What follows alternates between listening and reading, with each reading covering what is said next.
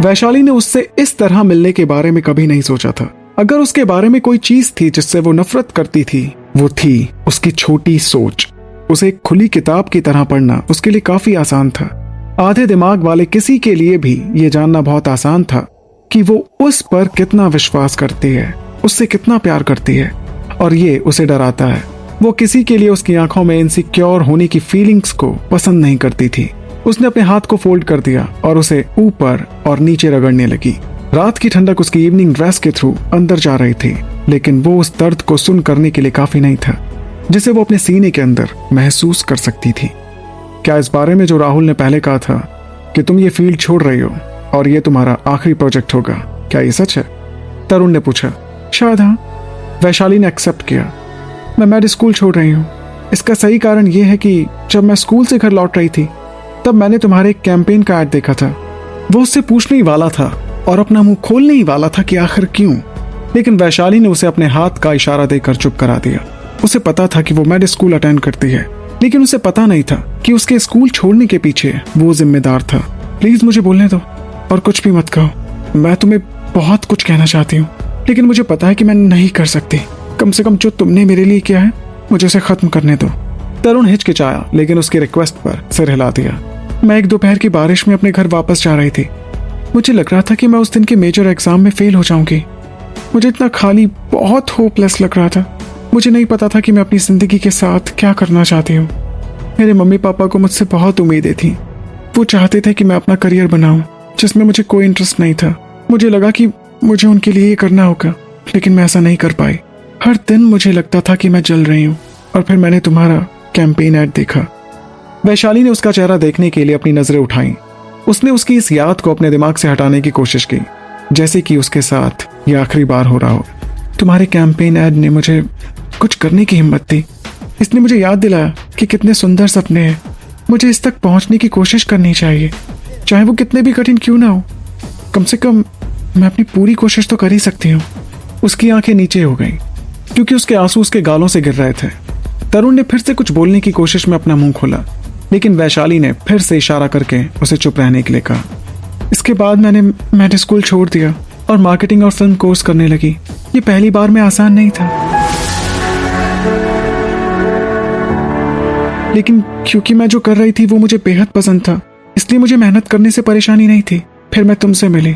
वो उन यादों को याद करके हंसने लगी। मैं पहली बार अपने आइडल से मिलने के लिए एक पागल फैन गर्ल की तरह थी। तुम्हें पता भी नहीं होगा कि मुझे कितनी खुशी हुई थी जब मैं तुमसे पहली बार मिली थी। ये ऐसा था जैसे मैं किसी तरह के ड्रग का नशा कर रही थी। किसने सोचा था कि मैं तुमसे प्यार करने लगूंगी। उस समय को याद करते हुए वो कुछ नहीं कर सकी, लेकिन अपनी पागलों जैसी हरकत से उसका सिर हिला दिया।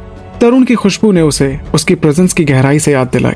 मैंने तुम्हारे बारे में आर्टिकल्स पढ़े थे, लेकिन किसी भी आर्टिकल ने मुझे तैयार नहीं किया जब मैं तुमसे पर्सनली फर्स्ट टाइम मिली थी। तुम्हारे बारे में मीडिया ने जो कुछ बताया था, तुम उससे बिल्कुल अलग थे। वो नहीं जानते कि जब तुम अपने प्रोजेक्ट्स पर मेहनत से काम कर रहे हो तो तुम कैसे हो सकते हो। मुझे पता है तुमने उसे बहुत समझदारी से चुना है। तुमने उन ऑफर्स को रिजेक्ट कर दिया था जो दूसरों के लिए तकलीफ लेकर आए। इसी वजह से मैंने फिल्म्स और कैंपेन को करने की पूरी कोशिश की जो लोगों को आगे बढ़ा सके, जैसा कि तुमने मेरे साथ किया। अब तक वैशाली समझ सकती थी कि तरुण उसके शब्दों पर ध्यान दे रहा था। वो ऐसा नहीं था जो आमतौर पर अपनी बातचीत शुरू करता था। इसे छोटा करने के लिए मैंने जो कुछ किया उसे पूरा किया और अब इसे कंटिन्यू ही कर सकती। अपने माँ बाप के सपने पूरा करने के लिए मैं जितना कर सकती थी मैंने किया, लेकिन अब मैं इसे कंटिन्यू नहीं रख सकती। ये समय है जब मुझे दूसरे रास्तों पर जाना होगा। उसने कसम खाई थी कि वो तरुण के सामने अपना दर्द कभी बयां नहीं करेगी, लेकिन वो ऐसा नहीं कर सकी। उसने सब कुछ अपने ऊपर ले लिया था कि वो ही तरुण के लायक नहीं थे। मैंने सुना कि तुम्हारी शादी हो रही है। तरुण के शब्दों ने उसे हैरान कर दिया, जैसे कि वो उस पर इल्जाम लगा रहा हो। तरुण के शब्दों ने उसे हैरान कर दिया, जैसे कि वो उस पर इल्जाम लगा रहा हो। आखिर में उसने सच में राहुल के साथ बातचीत सुनी थी। वैशाली अजीब तरह से मुंह बनाने लगी। वो इस सच को तरुण से छिपा भी नहीं सकती थी। हाँ, उसकी आवाज उसे पसंद करने के लिए बहुत कमजोर लग रही थी। उसका कॉन्फिडेंस कहाँ गया जब उसे इसकी काफी ज्यादा जरूरत थी। तो क्या तुम मुझे इस तरह से अकेला छोड़ दोगी? तरुण की आवाज हमेशा से बहुत धीमी थी। वैशाली ने जल्दी से उसकी तरफ देखा। हम कब का एक दूसरे को छोड़ चुके हैं, वैशाली ने कहा। तुम ये ठीक नहीं कर रही हो। वैशाली ने अपनी आंखें बंद कर ली और एक गहरी सांस ली। उसने कड़वाहट को दबाने की कोशिश की जो उसके दिल में उथल पुथल मचाने की कोशिश कर रही थी। तुम फिर से मेरे साथ ऐसा नहीं कर सकते तरुण, वो धीरे से फुसफुसाने लगी। उसने अपनी आंखें खोली और तालाब में वापस देखा। मछलियां उसके पास की एक जगह पर झुंड में दिखने लगी। इस बार उसने अपना सबक सीख लिया था। वो इस बार उस खेल में नहीं फंसने जा रही थी जिसे तरुण ने शुरू किया था। मैं इस बार तुम्हारे खेल में नहीं फंसूंगी तरुण। क्या तुम्हें सच में लगता है कि ये सब मेरे लिए एक खेल था? मेरा प्यार, मेरी फीलिंग्स सब दिखावा था? क्या तुम्हारे दिल में मेरे लिए कुछ नहीं है? तरुण ने कहा। वो खुद पर गुस्सा करते हुए परेशान होने लगा कि वैशाली उसके लिए ऐसा क्यों सोच रही थी। अगर वो उसे खुशी नहीं दे सकता है तो उसे अभी या बाद में इसके लिए पछतावा हो सकता है। ये खेल नहीं था वैशाली। मुझे पता है कि तुम एक बहुत स्मार्ट लड़की हो और मैंने कभी नहीं सोचा था कि तुम इस तरह से बन सकती हो। तुम मेरे लिए आज भी सबसे ज्यादा मायने रखती हो और ये बात तुम्हें पता है। तरुण ने वैशाली से कहा।